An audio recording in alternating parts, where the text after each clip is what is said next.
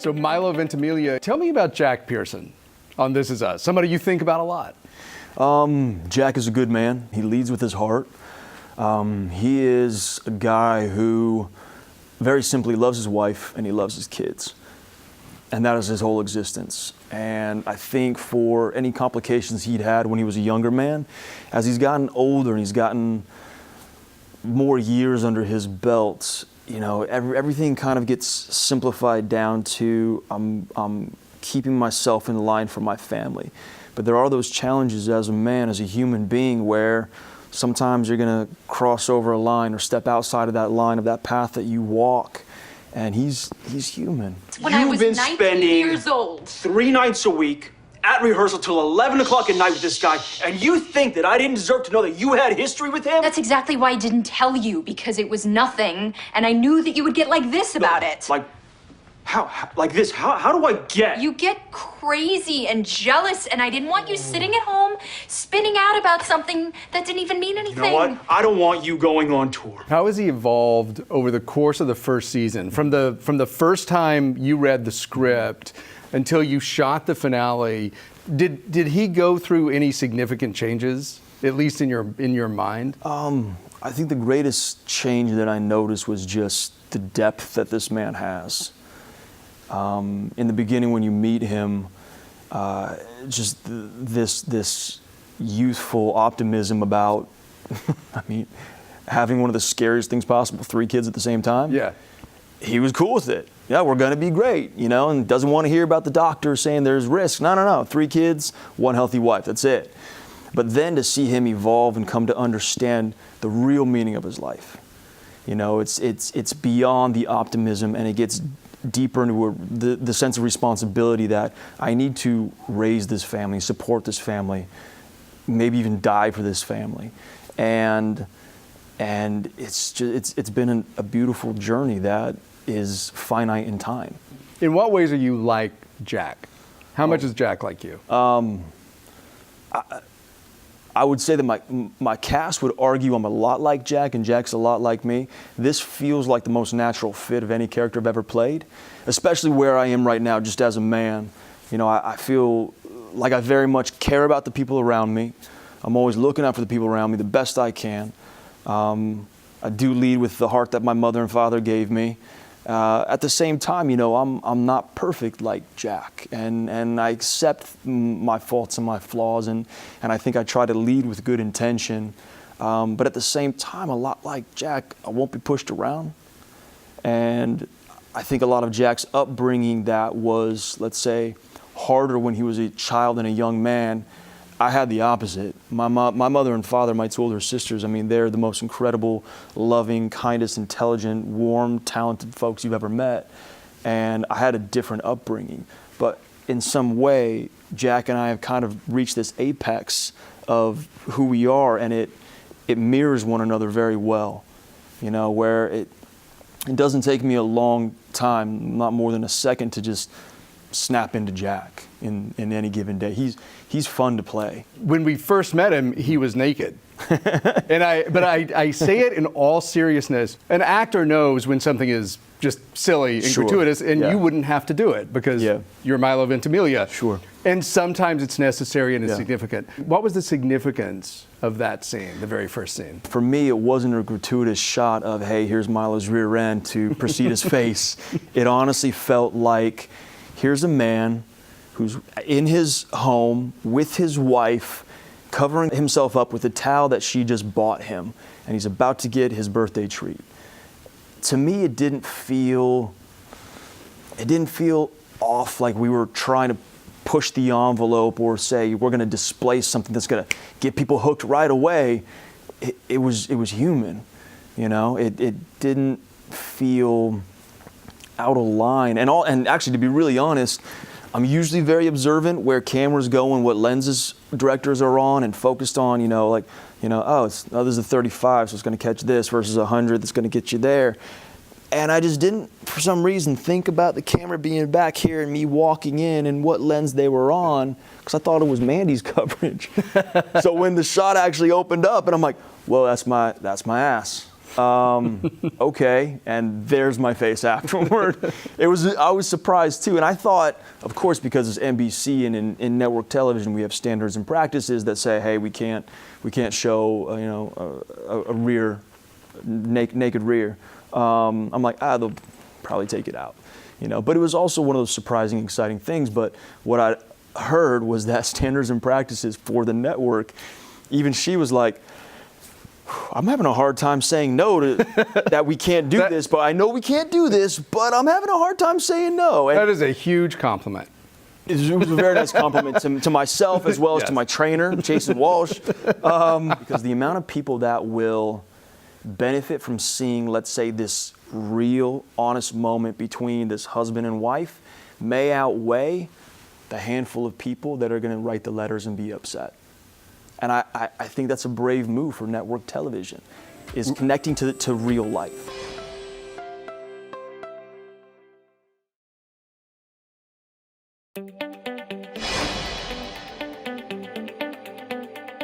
What do fans of the show say to you when they come up to you? Because it's all over the world now. Right now, the number one comment I get is, tell me how you died. Which stung a little bit when I would first get that question. And I remember the first time it happened, it was the day after the finale, and I was taking a meeting, and I was walking across the studio lot, and a guy said to me, he goes, hey man, great show. I said, thank you very much. And he said, I was a little bummed though last night. We didn't get to see how you died. And I stopped, and I walked over, and I put my hand, I said, I'm Milo. And he said, hey, I'm Jim. I said, Jim, I want you to think about what you just said.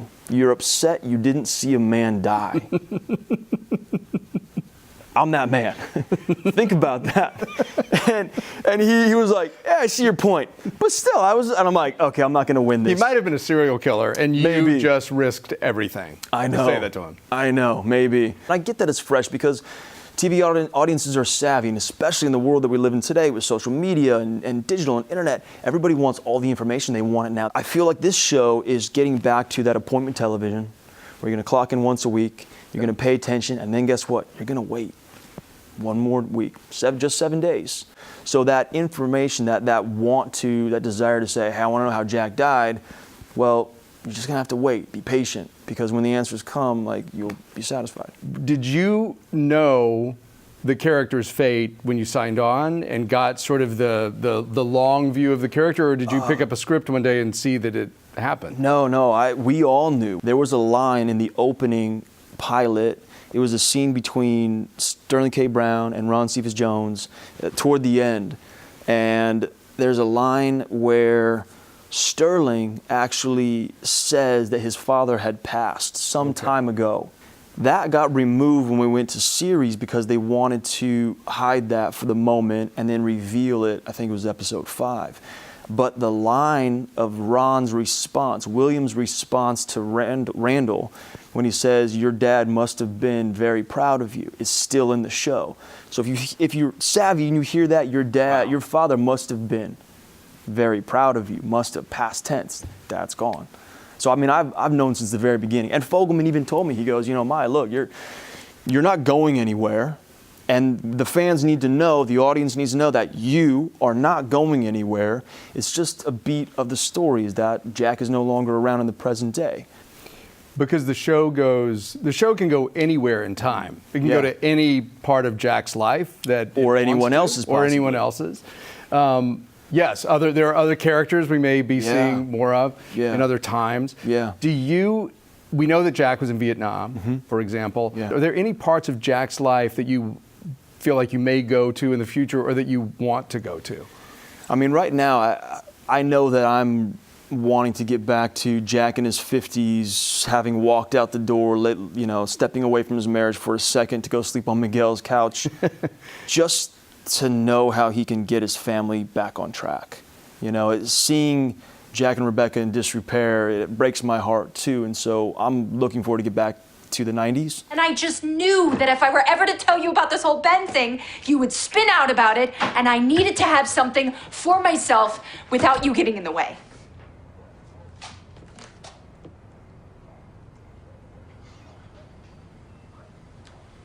I never thought of myself as being in your way, Rebecca.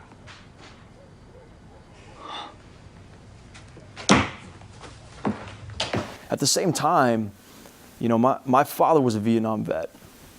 And before the conversation even came up about Jack's real history, even outside of his bad childhood with his father, you know, in my mind, I'd always seen Jack as a Vietnam vet.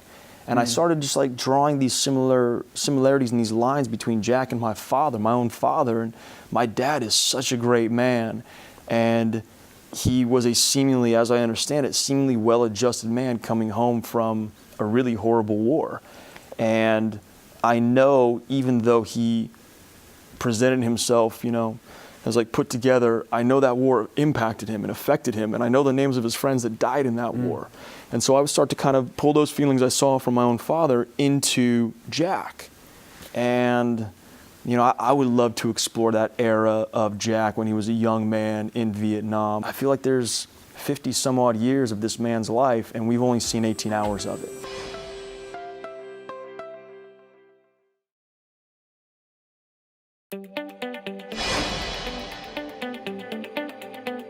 Looking back on your childhood, Anaheim, Yeah. you grew up. What did you learn from your dad? Oh, man. Strength, wisdom, kindness, love, humor, responsibility, not only to other people, but to yourself. You know, my father is a very giving man of his time, of his intelligence, of his money, of anything. My dad will give someone the clothes off of his back. But at the same time, he's a very strong man. You know, he is too smart to be taken advantage of. And that was the one thing that I always saw with my dad, was a man who was so kind, but yet so, you couldn't get anything past him. Man, and you know, and my mother, I can't even leave my mother out of the equation. My mom, she has the biggest, boldest heart of anyone I've ever known. And she loves so deeply and without any restraint in a way. You know, my mother is the kind of woman that will see good in everyone. The worst people, she'll be like, no, there's something in there that's good about them. This spark of light, something. So, you know, I had these, which felt very different from my father, who grew up in Chicago in a time that was turbulent. Yeah. And, you know, they balance each other out. You are famously fit, famous for clean living. That happened at a very early age for you. Yeah. I mean, you know, I was raised in a vegetarian house. You know, didn't really get up to much no good when I was a kid. You didn't have a big rebellious period? I can neither confirm nor deny a real rebellious period. But at the same time, you know, I think I always had my focus on what I wanted to do. And I wanted to be an actor. I had a couple other paths possibly, but I really, really wanted to be an actor. And when I was younger, I found out just how much discipline it took. And how did you learn that? I think it was when a bunch of friends of mine in college particularly, or high school, they'd go out and, you know, they'd be partying or whatever, and I had to go to school. I had 2 jobs, and then I was also, when I was living in LA going to school, I was auditioning. Right. So I had lines to learn, and I knew that I wanted to do a good job. I never naturally had the ability to tap right into a character. I always had to work harder, and that's been my life. So for me, it was a disciplined life. It was keep yourself ready as opposed to having to get ready. You know, so it was, you know, don't be out late, don't get into trouble, keep yourself fit, take care of yourself. This is your vessel, this is your instrument. And if it's a broken, busted instrument, how well are you going to perform?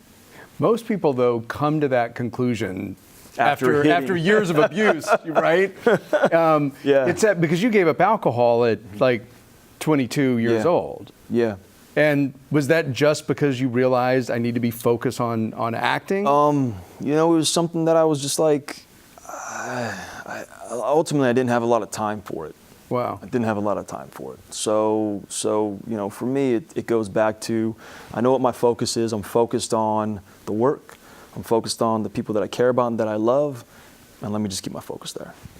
And what did your parents think about you going into acting and going into show business? I don't know if my folks were ever worried, at least not vocally with me. But at the same time, there were a couple moments where, I was a kid and I'd had some money and I'd spend some money, a lot of that money. And Mom was like, your bank account's getting slim, kid. And I'm like, oh, okay. Were the first years hard? Oh, yeah. When you were out auditioning and living in LA on your own? Absolutely. You hear no, no, no, no, no. Your mouth is too crooked. You're not tall enough. I was going to say, what was the thing that you always got? What was the thing that they always said was wrong with you? Well, first of all, they said, you look too young. And Yeah. I'm like, yeah, but I'm 24. They're like, kid, you look like you're 17. Even now, I'm 40 this year, and they're like, no, you're not. I'm like, yeah, I am. Usually it was that. At times, people told me, could you stop doing that thing with your mouth where your lip is going down? And I'm like, hey, I was born that way. What is the lip thing? I was born with dead nerves. So basically, like right here, it just doesn't go down like that. It just wants to go back. Imagine where you would be if I had a straight smile. Yeah, imagine. Yeah, I know. You'd be a real success. Or not. I don't know. Yeah, Maybe I wouldn't. I have a feeling that it's working for you.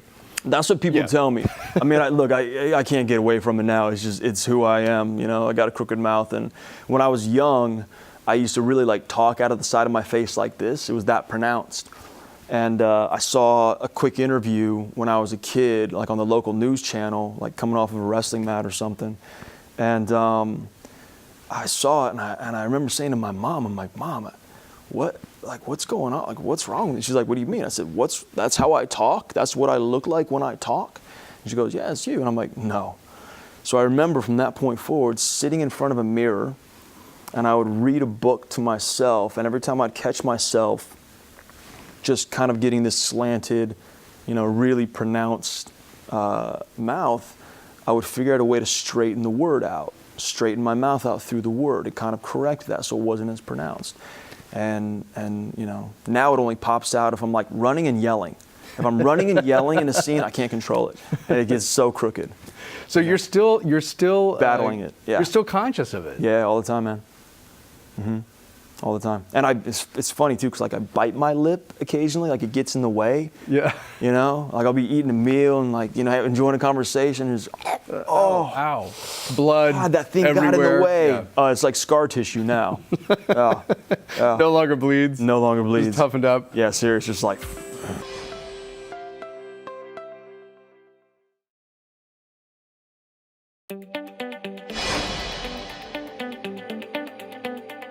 What was your big break? Honestly, I think Gilmore Girls was the show that put me on the map. Right. Look, I'm not really good at the small talk thing. You doing okay? Cold egg roll? Why not? Bad? Oh, yeah. My very first paying gig was Fresh Prince of Bel-Air. Before that, I had done a few music videos and commercials and things, but I really attribute Gilmore Girls to being the opportunity that said, hey, pay attention to what this kid is doing over here. How excited were you to get a spot on the Fresh Prince of Bel-Air? Oh, you were what, 18 years old? I was 18. I was in my first year at UCLA. I was sharing a bedroom in an apartment with one of my childhood friends, one of my oldest friends, Aaron Stager. And I remember getting the phone call in the morning, and phone rings like hard dock phone 95. Yeah. And I pick it up, and it was my agent at the time, and he said, Milo, it's Guy, I got some good news for you. You got cast in Fresh Prince of Bel-Air. And I go, wait, what? And I remember Aaron sitting up, and he, what? And I go, wait, okay. So and Aaron's like, you got what? And I'm like, okay. And I have to be at NBC. I have to be at NBC This day, great. Okay, cool. Thanks. Right. Bye. And I hung the phone up. And I remember just two 18-year-old knuckleheads just jumping up and down. And I'm like, we're going to buy a TV for the apartment because I got a job. You know, it didn't even hit me that I'm like, I'm going to be working with one of the biggest movie stars. But not even working. Like, I had one line. What were you guys doing? No one's allowed in the bedroom. Hey, relax, Ash. We're just taking a little tour. But at the same time, that show, that experience of spending 5 days on a set of Will Smith's, seeing how he was with his crew, seeing how he was to everyone. There was not a position in that set that wasn't respected, and just he embraced everyone on his crew. And that might have been the best lesson for me at 18, was to see a major movie star being kind and knowing everybody's names and stopping to take the time to talk to a kid who had one line on the show. And that stuck with me. I was like, wow, I want to be like him. And then, like you said, the big break was, the really big break was Gilmore Girls. Yeah. Which had already been on the air for a season Yeah. when you came on, playing a character named Jess. Yeah. Thank you very much. You're welcome. So I feel like you wear it better. I was a punk kid. Don't think I do. Do you remember your first day on that set? It was a scene where Jess got invited over for dinner. And I remember it was Alexis Bledel, and it was Scott Patterson, and it was Lauren Graham. And I remember just being quiet. I'm in someone else's home. It's not my home yet. It took me a while to understand that I was deserving of that spot there, because it wasn't my home. It took several months before I'm like, oh, okay, no, I moved in. How did it change your life? I mean, it gave me a job in town. I think right before Gilmore was one moment where I questioned if I wanted to stay in acting. I've had 3 in the course of my 22 years where I was going to quit. That was a moment where I loved the writing and I enjoyed the character, and I liked showing up to Warner Brothers. There was something magical about pulling onto a lot, seeing your name on a little parking space and going, man, I have my name on a parking space on this historical lot. How? This is insane. I got to just see where this goes. What were you thinking of doing if you were going to quit acting? What would you have done? I was going to go be an auto mechanic. Really? Yeah, in Southern California, there's this auto school, and it's advertised. Everybody needs mechanics because they need those cars fixed. And I'm like, that's a job that's going to be in demand. So why don't I learn more than I already know about cars and professionally fix cars? The 2 times I was going to quit, I was going to go to this mechanic school. And the 3rd time I was going to quit, I actually was like, you know what? I need to leave the country because this is just killing me, this business. And I have dual citizenship with Italy. And I was like, I'm going to sell everything. I'm going to fly to Rome. I'm going to buy a motorcycle. I'm going to ride around until I find a farm I can work on. I'm going to shave my head. I'm going to grow a beard. And I'm going to work on a farm. And that's what I'm going to do. Just lead a very, very different life very far away. When was the second time you decided to quit acting? Second time, I want to say I was 26, 27. So it was after Gilmore. It was after the Gilmore spinoff didn't happen. I had done a couple shows and pilots that didn't work. A show called Gramercy Park, a show called Bedford Diaries, written by great Tom Fontana. And I was just fed up. It felt like I couldn't catch a break to lock on to some work and just be creative. All I wanted to do was be creative. The business was getting in the way. He's not this, he's not that. You're not, I wasn't there yet in other people's eyes. So I was just like, look, I feel like I'm there, and if you don't see it, then sorry, you. Excuse me. So I basically was like, I'm gonna go. And then I got Rocky Balboa. People see me, but they think of you. Now with all this going on, this is gonna be worse than ever. It don't have to be. No, sure it does. Why? You got a lot going on, kid. Oh, well, my last name?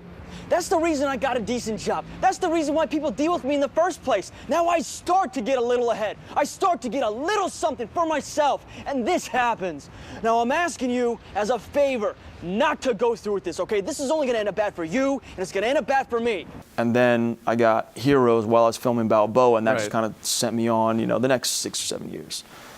And then the third time, I had another moment after Heroes was canceled where I didn't work for 1 calendar year. I could not get arrested, couldn't get a job, nobody wanted me. And I'd done this movie right after the movie, or after Heroes was canceled, where I lost 28 pounds and I shaved my head and I had no eyebrows. And I looked like a shell of myself, burying myself in this character, but then coming out of it, like I was unrecognizable and people only saw me as Peter Petrelli. And it broke my spirit because that show itself, toward the end, it felt like, the world-ending engine was more important than the human experience of it, which is what the show started as. And it kind of just broke me inside, and I thought to myself, do I really want to do this? Do I want to continue acting? Because it may just be disappointment after disappointment after disappointment, not having that steady job. So that was the time when I'm like, all right, I'm going to a farm in Italy.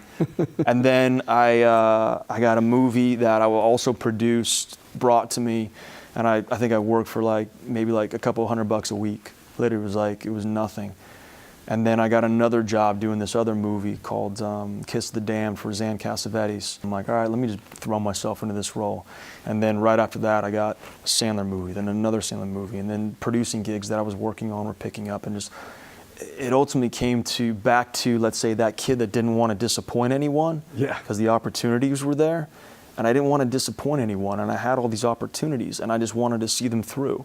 And that's been the last, I want to say that's been the last 8 years where I haven't stopped. Really just haven't stopped.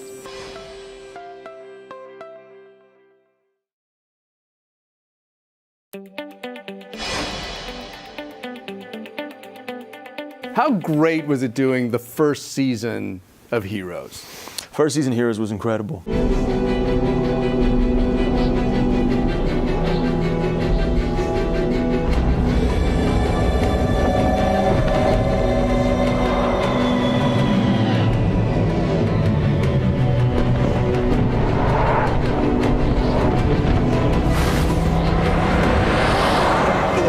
The reaction, the fact that we went global with it, now, every channel you flip on, there's going to be a Marvel, a DC, an original superhero, something. There's going to be some kind of a show about superhumans.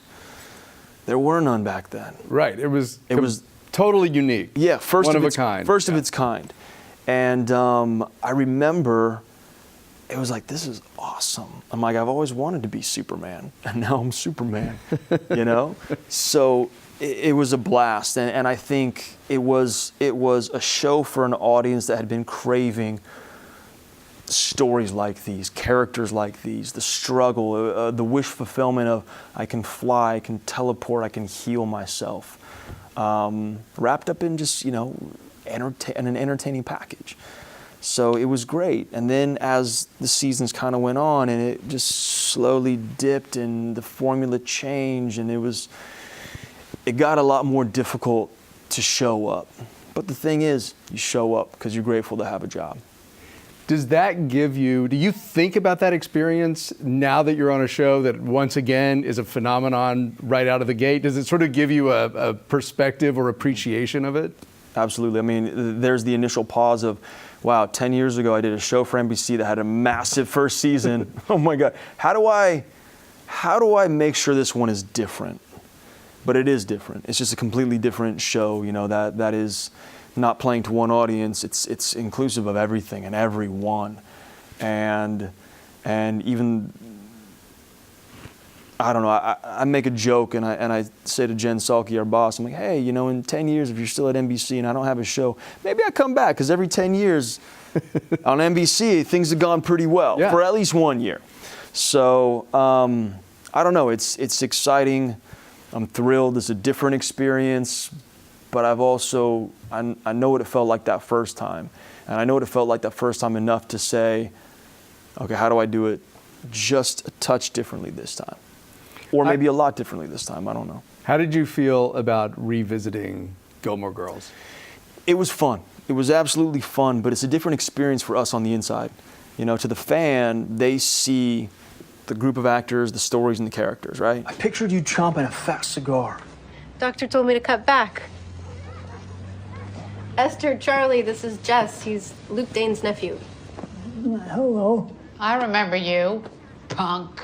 But to us, 13 years later, it's a different crew. So the producers are there. You know, Scott Patterson and Alexis Bledel are there. But you know, the guys that are operating the camera from that experience, they're not there. Right. You know, or the guys that are pulling cable or whatever it is. It's, for me, I'm a big crew person. I love my crew. They're my family when I'm on set. I look out for them, they look out for me. And when you don't have that same crew, the experience is just different. So it was fun. I enjoyed it. I'm happy I got to step back into Jess's leather jacket-ish for, you know, a moment. But at the same time, you know, it was a different experience. What do you think Jess's feelings about Rory are? Because he said he's over her, and then it's indicated that maybe he's not quite. I think that he's never going to not love her. Now, that doesn't mean it's a romantic love. It just means, I think, the two of them found something deep, a connection so deep when they were so young that even though their lives went in different paths, like different directions, they had that. They had that together, and you never lose it. I mean, I know there's people in your past, friendships, relationships, anything that you hold with such care and thought, and every time you think of that person, you just smile. And there is a small bit of pained desire to recapture that, but you know the moment's passed. And that was what I believed was the right choice, I think, for Jess. Jess absolutely loved Rory still. He absolutely did. But it was also like the moment was past, you know, or was it not? I don't know. That's also the thing, the caveat I say, I'm like, I didn't write the show. So I don't really know. I just know that Amy wanted me to look lovingly in the direction of Rory, played by the great Alexis Bledel. And I did. So, you know, and fans are like, oh my God, is it your baby? And I'm like, I don't know. It could be, but it could be. I know you love personal questions. Sure. Watch me dance around all these, Jess. Yeah. So we kind of watched you grow up from the time you did Gilmore Girls through Heroes. You had you dated a couple of co-stars during that time. So what have you learned about navigating fame and keeping private stuff private? Because it's not easy. It isn't easy, but I go back to the work. It would bother me, it would upset me if someone watching a show is thinking about me, Milo, as an individual at the supermarket or wherever, at a concert, wherever, and they're not thinking about what the character's experiencing. I feel like there's a currency to your personal life and your performance, your acting, your work. And if that personal life starts to outweigh what the work is, then your work suffers. Your actual performance suffers because an audience won't see the character, they'll see you. And then you're just playing yourself, but you're playing a version of yourself that's not yourself. So what I always try and do is minimize my personal life to the point where, listen, I go to the store, I go get my car fixed, I have friends, I have a life, but nobody needs to know about it because I'm just the same as anyone else. At the same time, it's like I do accept that I'm a public figure. I don't think of myself as a celebrity. I don't think of myself as anything more than a person that sits in the living room with you telling you a story. I just happen to be in 16 million living rooms, you know? So for me, it just, I never want to ruin that experience. So I try and, you know, keep my private life private and let the characters and the work, you know, be the experience for an audience. Are you happy in your private life? Oh, yeah. That's all we want to know. I'm very happy. I'm incredibly happy. Haven't been happier.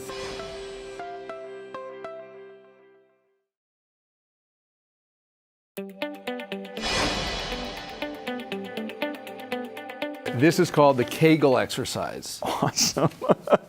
It's incredible. I love that. I'm excited. Fill in the blank. Okay. Sally Field said they used to do it at the light. Interesting. Kegel exercise. Yeah, no, totally. By the way, like men can do it too. They've got a muscle down there too.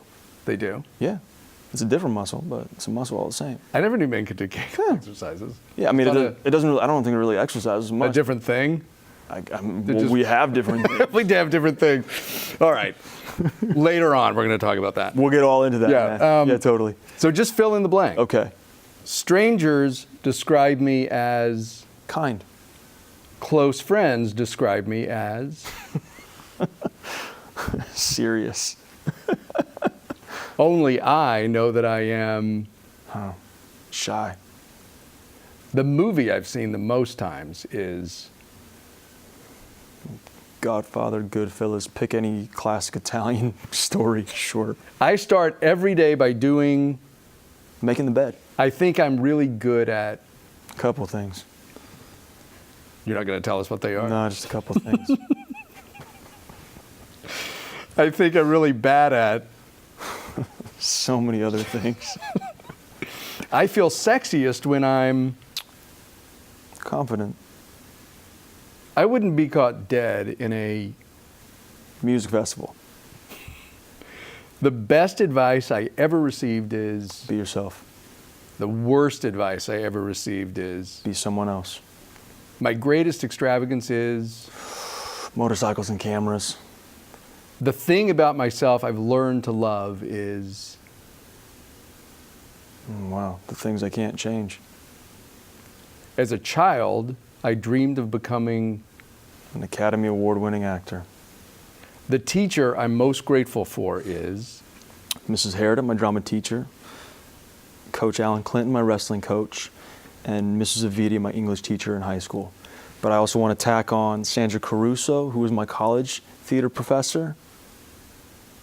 And I want to put my mom and dad in that category. Sorry, that was a lot. That was a lot. But those are people that are important to me. It's good. It speaks well of you. Lots of gratitude. Tons of gratitude. I didn't make myself. These people made me. I love the smell of.